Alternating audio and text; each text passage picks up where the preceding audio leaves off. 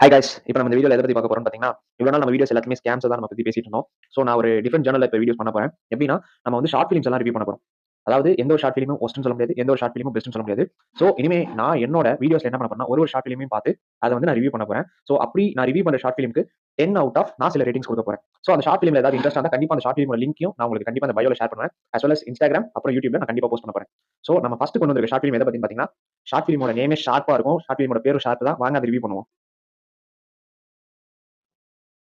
ஷார்ப்பா பார்க்க போறோம், ஷார்ப்பா கேட்க போறோம். இப்ப ஷார்ப்ப பத்தியே பேச போறோம். ஷார்ப் இந்த ஷார்ட் ஃபிலிமோட டியூரேஷன் பார்த்தீங்கன்னா 8 மினிட்ஸ் 50 செகண்ட்ஸ். இதோட டைரக்டர் யாருன்னு பார்த்தீங்கன்னா மனோஜ்குமார் சார். நம்ம இந்த ஷார்ட் ஃபிலிமோட அட்வான்டேஜஸ் அண்ட் டிஸ்அட்வான்டேஜஸ் பத்தி தான் பார்க்க போறோம். சோ இந்த ஷார்ட் ஃபிலிம்ஸ் இன்னும் அவங்களை இம்ப்ரூவ் பண்ண வைக்கும். நம்ம குடுக்குற ரிவ்யூ மூலமா அவங்க நெக்ஸ்ட் ஷார்ட் ஃபிலிம் இதோட நல்லா மேக் பண்றதுக்கு சில பாசிபிலிட்டிஸ் இருக்கும். சோ நம்ம ஒவ்வொரு ஷார்ட் ஃபிலிமுக்கும் ரேட்டிங் குடுக்க போறோம்.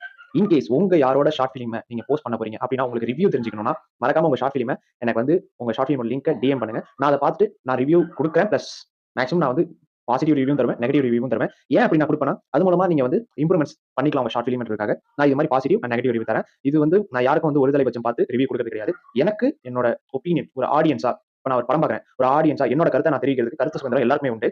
சோ அது படி தான் நான் உங்களுக்கு என்னோட ரிவ்யூவ ஷேர் பண்ண போறேன். இதுல எந்த ஒரு பர்சனல் இதுவும் கிடையாது. உங்க ஷார்ட் ஃபிலிம் நல்லா இருக்குன்னா, நான் கண்டிப்பா நல்லா இருக்குன்னு ரிவ்யூ சொல்லுவேன். உங்க ஷார்ட் ஃபிலிம் நீங்க ஏதாவது சேஞ்ச் பண்ணிக்கணும்னா, நான் கண்டிப்பா அதையும் சொல்லுவேன். அது உங்களுக்கு கஷ்டப்படுத்தியிருந்தா, கஷ்டப்படுத்துமானால் என்னை தயவுசெய்து மன்னிச்சுக்கோங்க. ஏன்னா நான் ஓப்பன் அப்பா பேசுற ஆளு. சோ எனக்கு ஒரு விஷயம் புடிச்சுதுன்னா, கண்டிப்பா இந்த விஷயம் நல்லா இருக்கு. இத நீங்க இன்னும் கொஞ்சம் பெட்டரா பண்ணலாம் அப்படின்ற மாரி சில கைடன்ஸும் நான் சொல்லுவேன். கைடன்ஸ் சொன்னாலும் நான் பெரிய ஆள் கிடையாது. இன் கேஸ் அத எடுத்துக்கிறதும், எடுத்துக்காம போறதும் உங்களோட தனிப்பட்ட விருப்பம்.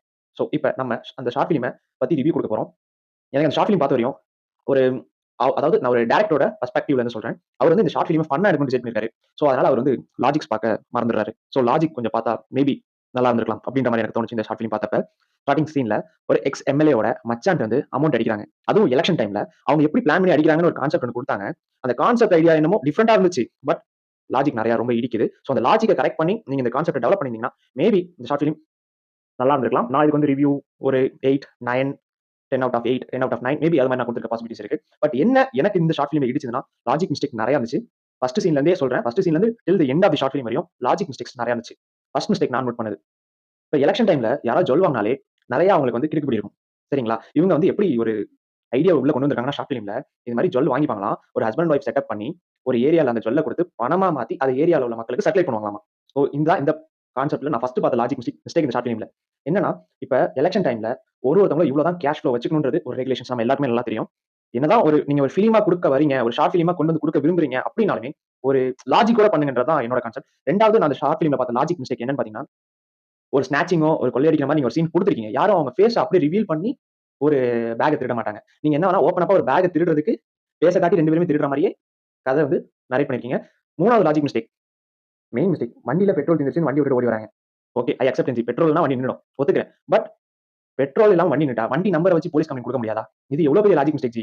அந்த லாஜிக் மிஸ்டேக்ஸ மட்டும் நீங்க மாத்துனீங்கன்னா, உங்க கதை பக்கா ப்ரோ. மனோஜ் ப்ரோ, நான் எதுவும் குறையெல்லாம் சொல்லல. என்ன பொறுத்தவரையும் நான் ஓப்பனா ரிவ்யூ பேசுறேன். எனக்கு உங்க ஸ்டோரி, உங்களோட சினிமாட்டோகிராஃபி இது எல்லாமே புடிச்சிருந்துச்சு. ஆனா நீங்க ஸ்டோரிய கொண்டு போன விதத்துல உள்ள லாஜிக் மிஸ்டேக்ஸ குறைச்சிருந்தா கொஞ்சம் நல்லா இருந்திருக்கும்னு தோணுது. பிளஸ் எனக்கு இந்த ஷார்ட் ஃபிலிம் ஒரு அளவு என்டர்டெயின்மென்ட்டா ஜாலியா தான் போச்சு.